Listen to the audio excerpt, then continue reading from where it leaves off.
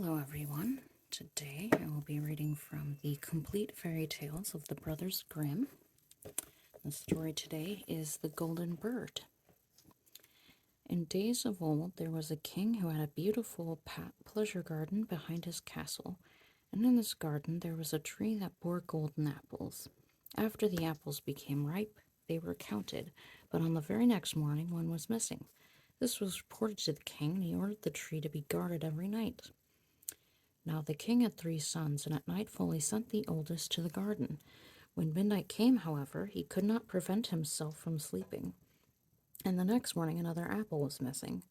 The following night the second son had to keep watch, but he did not fare any better. When the clock struck 12, he fell asleep, and in the morning another apple was missing. Then it was the third son's turn to keep watch. He was also ready, but the king did not trust him and thought he would do even worse than his brothers. Finally, he gave him permission, and the young prince lay down under the tree, kept watch, and fought off sleep. When the clock struck 12, there was a rustling above him, and in the moonlight he saw a bird flying through the air. The bird's feathers were made of pure gold and glistened as it descended onto the tree. When the bird pecked off an apple, the young prince shot an arrow at it. The bird flew off, but the arrow clipped one of the golden feathers, and it dropped to the ground. The young prince picked up the apple, brought it to the king the next morning, and told him what had happened during the night. The king assembled his counselors, and everyone declared that a feather like this was worth more than the entire kingdom. If the feather is so precious, the king announced, then one alone won't do for me. I must have, and intend to have, the whole bird. So the oldest son set out. He believed he would certainly find the bird because he was so clever. After he had gone a short way, he saw a fox sitting at the edge of a forest, took aim with his gun, and was about to fire when the fox cried out, "Don't shoot! I'll give you some good advice if you hold your fire. You're on the right way to the Golden Bird, and tonight you'll come to a village where you'll see 2 inns facing each other. One will be brightly lit with a great deal of merrymaking inside. Be sure you keep away from that place. Instead, you should go into the other inn, even though it looks dismal." "How can such a foolish beast give sensible advice?" thought the prince, and he pulled the trigger. However, his shot missed the fox, who stretched out his tail and dashed quickly into the forest.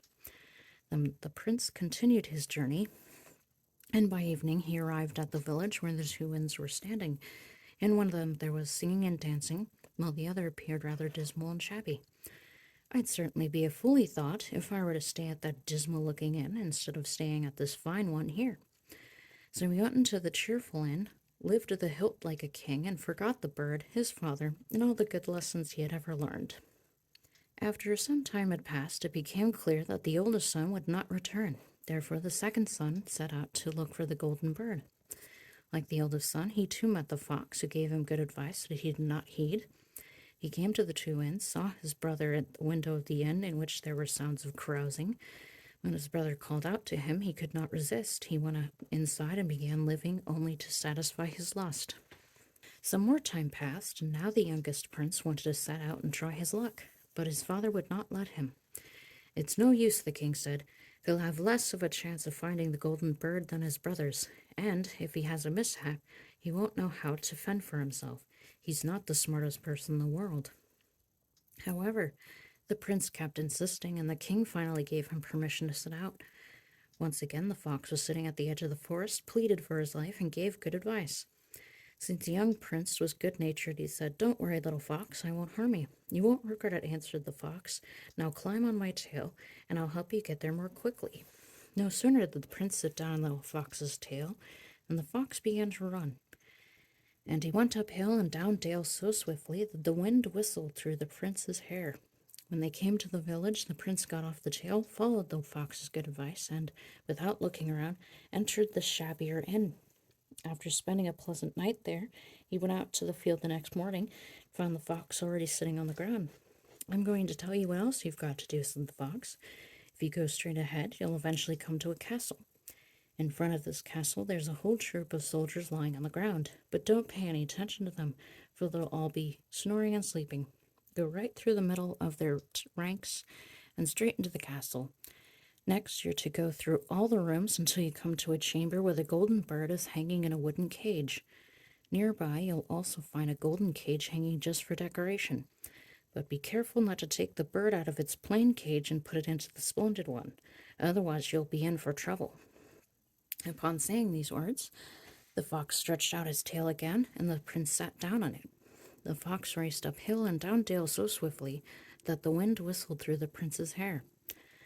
When the prince arrived at the castle, he found everything just as the fox had said it would be. Upon entering the last room, he saw the golden bird sitting in its wooden cage, and also a golden cage beside it. The 3 golden apples were lying about the room as well. The prince thought it would be ridiculous to leave the beautiful bird in the plain ugly cage, so he opened the door, grabbed hold of the bird, and put it into the golden cage. At that very moment, the bird uttered a piercing cry that caused the soldiers to wake up. They rushed inside and took him off to prison. The next morning, he was brought before the court, and after he confessed everything, he was sentenced to death. However, the king said he would spare his life under one condition. The prince had to promise to bring him the golden horse that ran faster than the wind. If he did, he would receive the golden bird as his reward.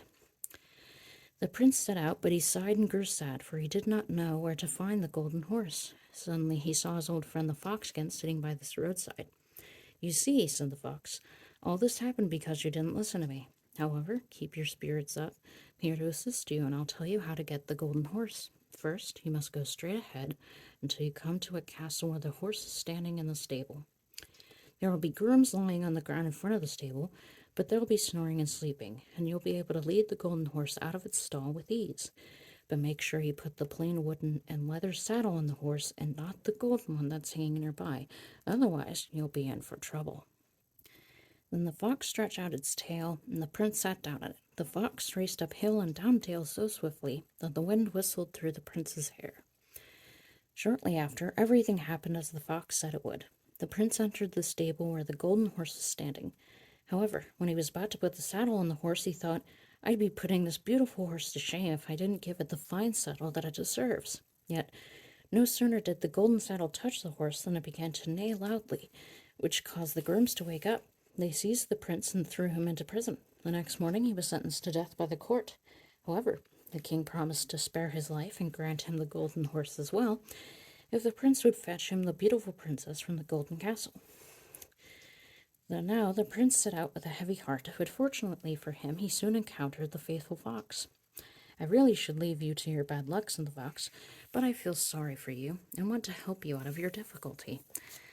This path leads directly to the golden castle. You arrive there in the evening, and at night, when everything's quiet, the beautiful princess will go to the bathhouse to bathe herself.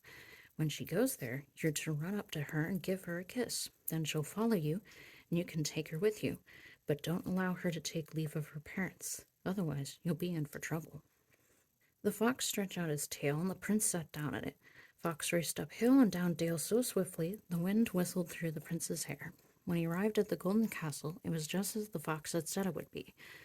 The prince waited until midnight, when everyone lay in deep sleep, and the beautiful maiden went to the bathhouse. Then he ran up to her and gave her a kiss. She said she would gladly go with him, but she implored him with tears to let her say farewell to her parents. At first he resisted her pleas. When she kept on weeping and fell at his feet, finally gave in. But no sooner did the maiden approach her father's bed than he and everyone else in the castle woke up, and the prince was seized and put in prison. The next morning the king said to him, your life is worth nothing, and you'll be pardoned only if you take away the mountain that's lying in front of my window and blocking my view. If you successfully perform this task within 8 days, you shall have my daughter's reward." The prince began to dig and shovel without stopping, but when he saw how little he had accomplished after 7 days, that all his work amounted to nothing, he gave up all hope and became very depressed.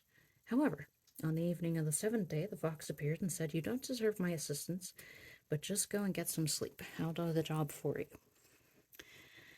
The next morning, when the prince awoke and looked out the window, the mountain had vanished. His heart filled with joy, and he rushed to the king and reported that he had completed his task.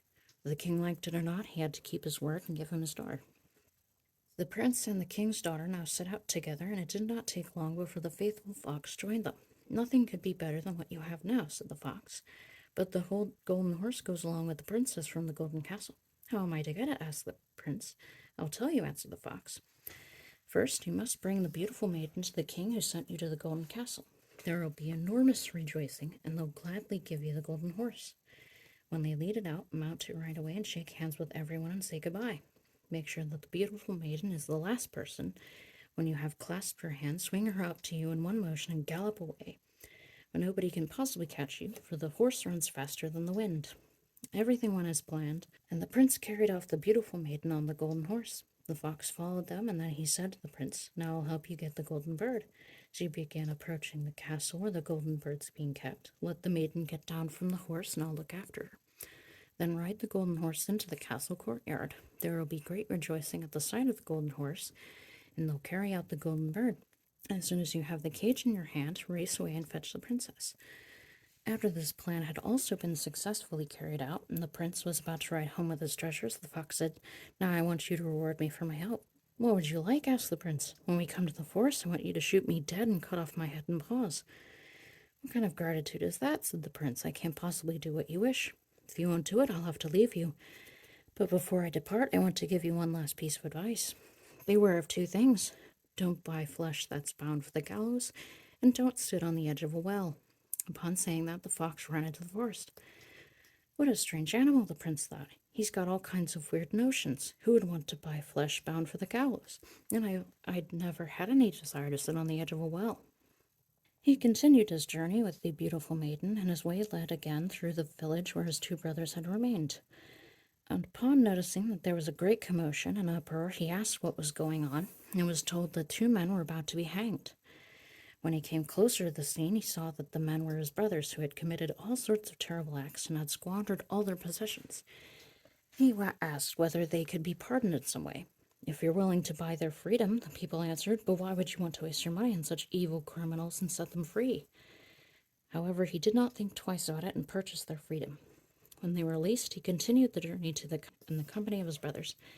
After some time, they came to the forest where they had first met the fox, and since it was cool and lovely there, the sun was very hot, the two brothers said, "Let's go over to the well and rest a while. We could also eat and drink."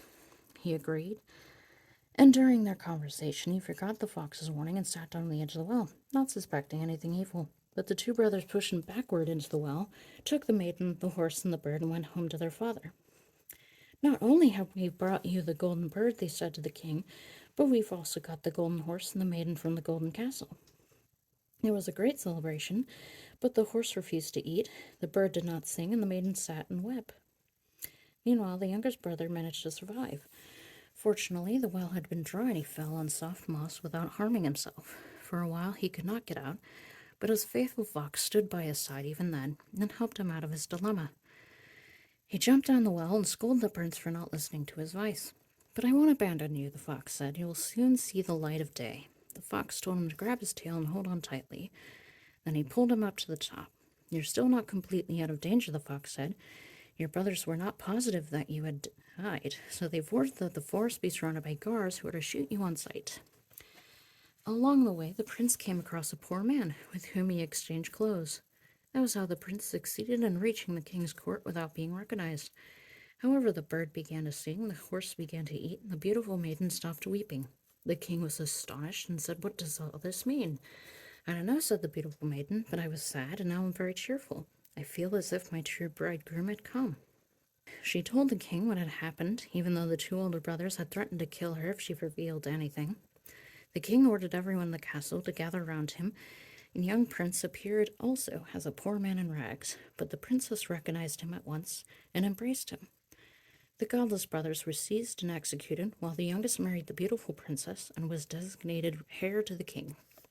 But what happened to the poor fox? Well, many years later, the prince went walking through the forest again and encountered the fox, who said, "Now you have everything you desired, but there's been no end to my misfortune, even though it's been within your power to free me." Once again, the fox implored him to shoot him dead and cut off his head and paws. This time the prince did it, and no sooner was it done than the fox turned into none other than the brother of the beautiful princess, who was finally released from a magic spell that had been cast over him. Now, though nothing more was missing from their happiness as long as they lived. So that was The Golden Bird from the Complete Fairy Tales of the Brothers Grimm. If you enjoyed that, please feel free to leave a like or a comment, and feel free to subscribe if you would like to see more of this. And Thank you for visiting my channel. I hope you have a wonderful day.